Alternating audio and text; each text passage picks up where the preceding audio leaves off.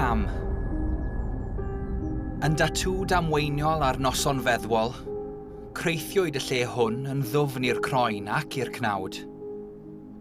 Nid fy ffawd, nid fy newis I oedd deffro I ddyffryn graffiti a gwmcnoi, lle mae brain yn toi'r tafarndau a'r capeli a'r siopau. Ond felly y bu.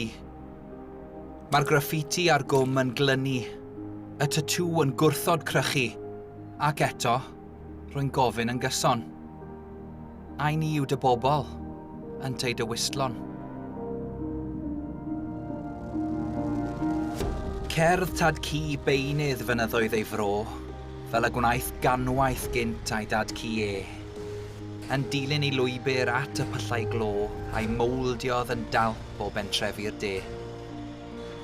Ceibiwyd ei gefn I frwydro'r gwynt a'r glaw, weldiwyd I draed i'r pridd yn gusan hir, siapiwyd ei ddwylo'n lliw i'w reddfol raw, a thynodd ef ddau blentyn bach o'r tir.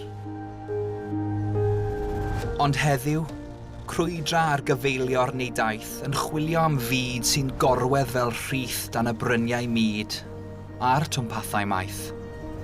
A neb I olrhain ei gam, ond y glith.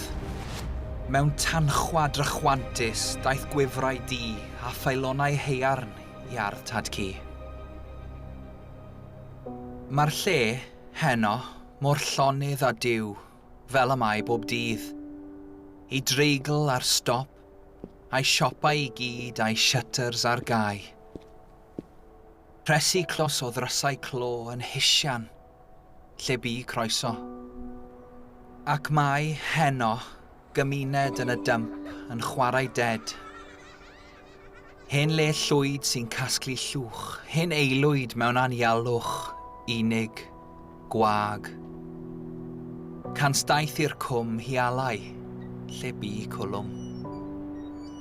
A henon ein cyfannu, nid oes o'n gwer gwifrau du, yn ddi hyd cyfalaf ddaeth I hawlio bro brawdoliaeth. Ac mewn stad, ddigymen, stêl, mae'r hen dyn marw'n dawel.